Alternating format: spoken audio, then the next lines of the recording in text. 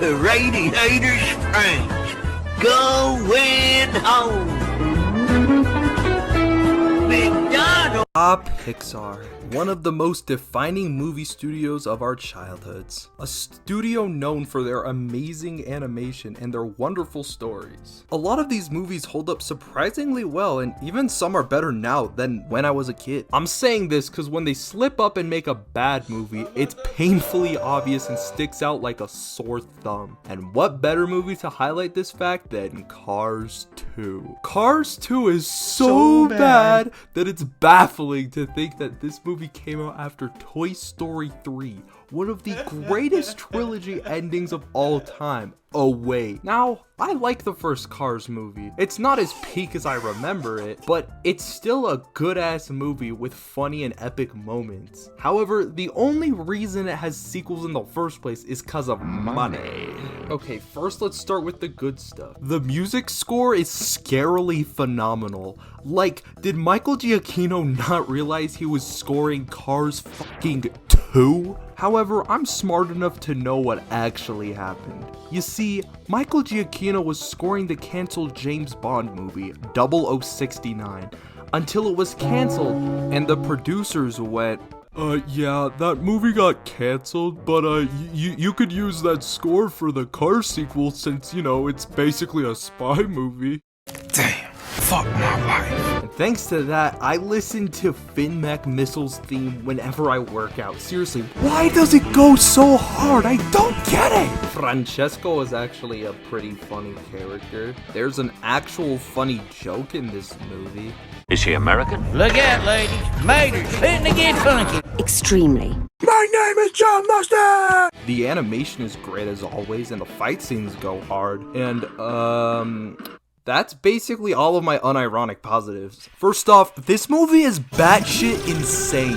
We all know that the first Cars movie raises enough questions on its own, but Cars 2 takes those questions through the goddamn stratosphere. Like, they added sentient boats and trains. Like, the boats are only allowed in water, and even then they're parked at the dock most of the time. However, the trains are much sadder because they're just enslaved to the same 24/7 grind with one rail for as long as they live. Also, when they go to Japan, they have tire vending machines. That's like if they had vending machines that sold Nikes or even used panties. Oh wait, that's actually a thing. Also, what the fuck was the bidet scene?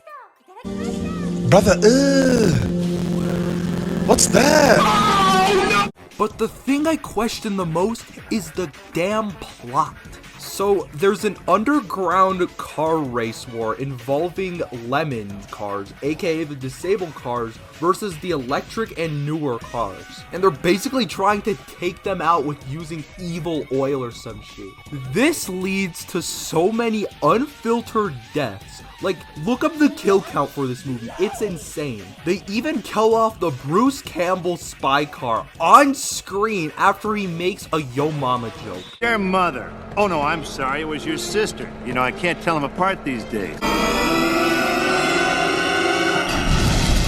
This is a real movie, and not only that, it's G. It's a G-rated movie. How'd they get away with this? Also, this movie has a motherfucking twist villain. That's basically just Elon Musk in car form, down to being an electric car, taking over electric cars and everything. That leads me to the characters. Now, in the first movie, Mater was the funny sidekick in the movie. He was so successful that they basically made a whole movie, a goddamn spy movie involving him.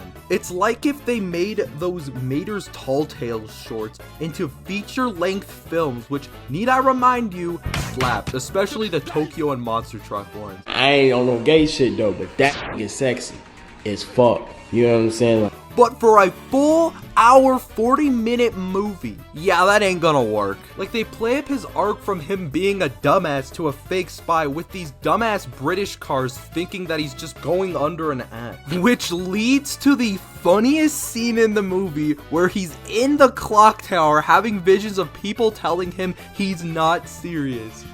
What's this? The comic relief character's supposed to be funny and goofy, and that's a problem?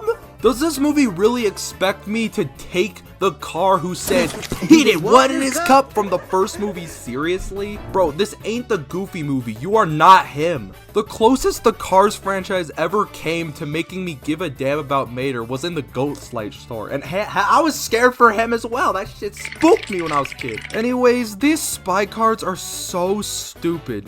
Like, you think that if Mater was playing up an act, he'd take it off during their meetings, but no. These cars are so incomprehensible that Mater himself has to tell them that he's a dumbass tow truck. Yes, Mater is sadly the smartest character in the movie. That is not a stretch. Also, the jokes with Mater in this movie are remarkably unfunny compared to how quick-witted he was in the first movie. Like, isn't it so funny that Mater thinks the wasabi is pistachio ice cream, then eats out the waterfall because it's spicy?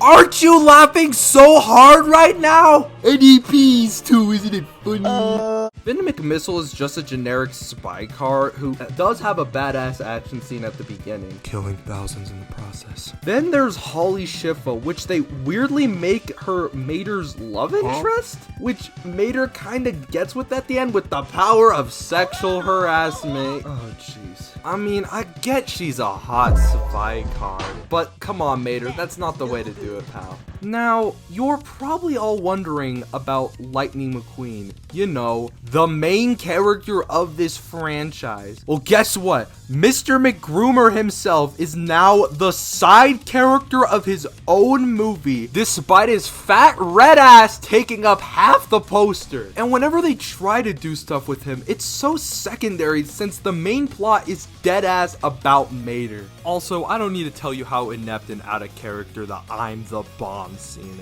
is. I'm the bomb! Yes, Mater, you are the bomb! That's what I'm trying to say! Man, shut up! Shut that shit up, man! Oh my god, this movie sucks. And that leads me to the end, which drags on for so long. Like, how on earth did Mater immediately gain a brain blast and become smart enough to interrogate the Elon Musk twist villain? Then they go back to Radiator Springs, and this car from the first movie sums it up greatly. Come on, none of this happened! Rocket jets, flying spy cars... No, you're quite right! It's such a great statement because the next movie completely forgets this movie happened, making it non-canon, just like Shrek 3. Also giving Mater 2 lines of dialogue in the third movie as punishment. So yeah, that's Cars 2. We all know this is the worst Pixar movie, but here's the thing. The fact that this movie is so batshit insane makes me honestly love it for all the wrong reasons. Whenever this movie makes a baffling decision, I'm in pure awe that they went for that. One thing I can say about this movie is that it's not boring, which is something I genuinely cannot say about Brave or The Good Dinosaur, which are snooze fest. This movie kinda knows it's stupid and wears it on its sleeve to the point whenever I think about this movie, I just start laughing with joy because of how stupid this movie is and how much fun it is to talk about. Thanks so much for watching this video. It was a lot of fun to make. Hope I can make more videos like this where I talk about movies or even video games. As always, have an epic day, and more importantly, ka-chow!